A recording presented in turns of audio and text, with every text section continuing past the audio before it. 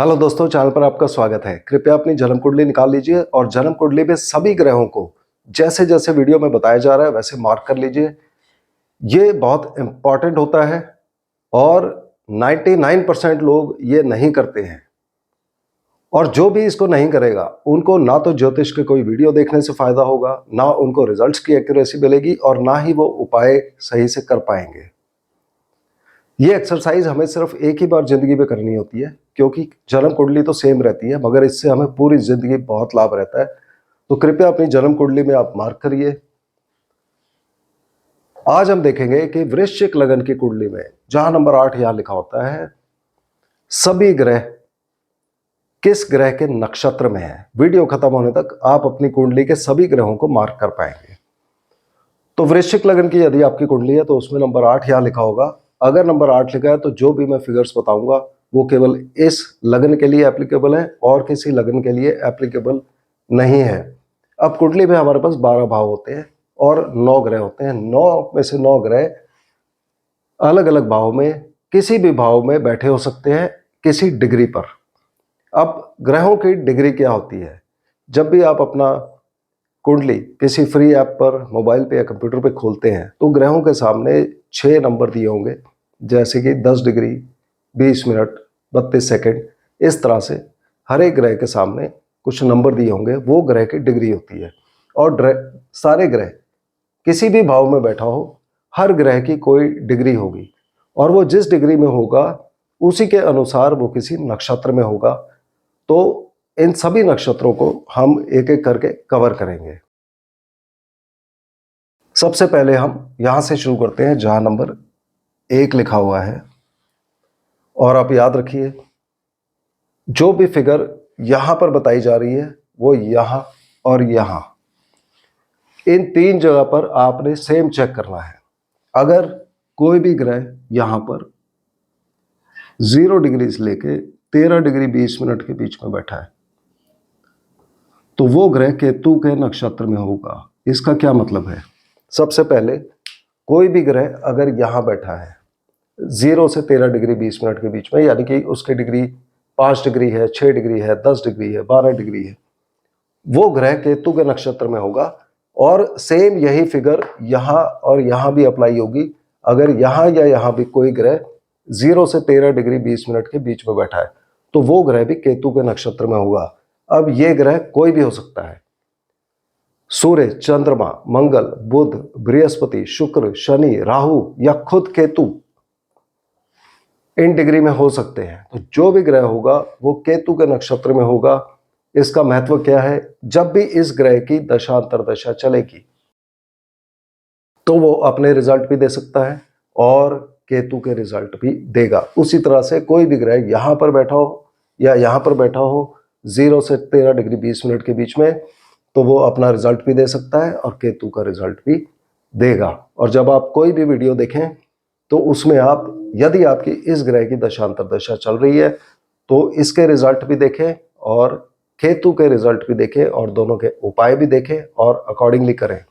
इसी तरह से इसकी अग्नि डिग्री 13 डिग्री से 20 मिनट से लेके 26 डिग्री 40 मिनट के बीच में अगर कोई ग्रह यहां पर बैठा होगा तो वो शुक्र के नक्षत्र में होगा। 26 डिग्री 40 मिनट से लेके 30 डिग्री के बीच में अगर कोई ग्रह होगा तो वो सूर्य के नक्षत्र में होगा। कृपया याद रखिए, जो भी 3 फिगर यहां पे दी गई है, कोई भी ग्रह केतु, शुक्र या वीनस और सूर्य के नक्षत्र में से किसी एक नक्षत्र में हो सकता है। आप उसकी डिग्री चेक करिए। अगर 0 से 13 डिग्री 20 मिनट के बीच में है तो केतु उसके सामने लिख दीजिए। 13-20 से लेकर 26 डिग्री 40 मिनट के बीच में है तो शुक्र लिख दीजिए और 26 डिग्री 40 मिनट से 30 डिग्री के बीच में है तो सूर्य लिख दीजिए। बिल्कुल यही चीज इन 2 जगह पर भी आप अप्लाई करिए। अब नंबर 2 पर आते हैं। जहां नंबर 2 लिखा है, जहां नंबर 6 लिखा है और जहां नंबर 10 लिखा है, अगर कोई भी ग्रह यहां पर 0 से 10 डिग्री के बीच में है तो ये सूर्य के नक्षत्र में होगा। 10 डिग्री से लेके 23 डिग्री 20 मिनट के बीच में है तो वो मून यानी कि चंद्रमा के नक्षत्र में होगा। और 23 डिग्री 20 मिनट से लेके 30 डिग्री के बीच में है, तो ये मंगल के नक्षत्र में होगा। तो इस भाव में 3 नक्षत्र हैं, इन तीनों डिग्री में जो भी ग्रह अगर कोई 10 डिग्री से 23 डिग्री 20 मिनट के बीच में है तो उसके सामने आप चंद्रमा मार्क कर सकते हैं। उसी तरह से ये तीनों, और ये सेम फिगर आप यहाँ और यहाँ भी अप्लाई करिए। अब अगला नंबर आता है हमारे पास 3 नंबर, जहाँ पर नंबर 3 लिखा है, जहाँ नंबर 7 लिखा है जो हरे रंग में मार्क किया है, और जहाँ नंबर 11 लिखा हुआ है। अगर यहाँ पर कोई ग्रह 0 से 6 डिग्री 40 मिनट के बीच में है तो ये मंगल के नक्षत्र में होगा।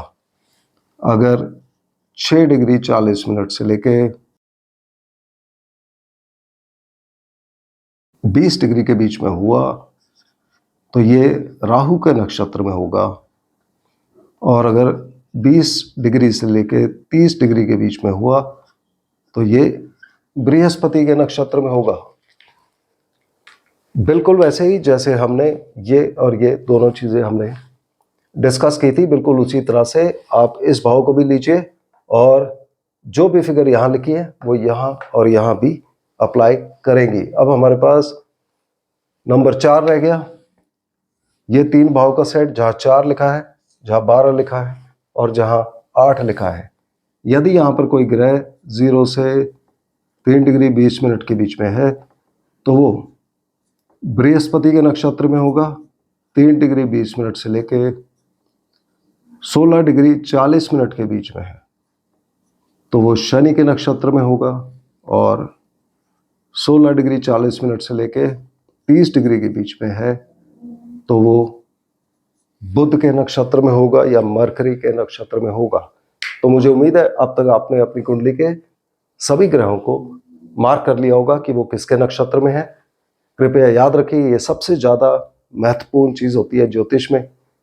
और जो भी ग्रह की आपकी दशा, अंतरदशा या प्रत्यंतर दशा चल रही है, आप उसको नोट करिए और वो किसके नक्षत्र में है उसको नोट करिए। और जब भी आप ज्योतिष के कोई वीडियो देखते हैं तो उसमें इन दोनों ग्रहों के आप रिजल्ट और उपाय नोट करिए। यदि आप चाहें तो इसका स्क्रीनशॉट ले सकते हैं ताकि ये इन्फॉर्मेशन आपके पास अवेलेबल रहे। तो अगले वीडियो में हम फिर मिलते हैं, तब तक के लिए धन्यवाद।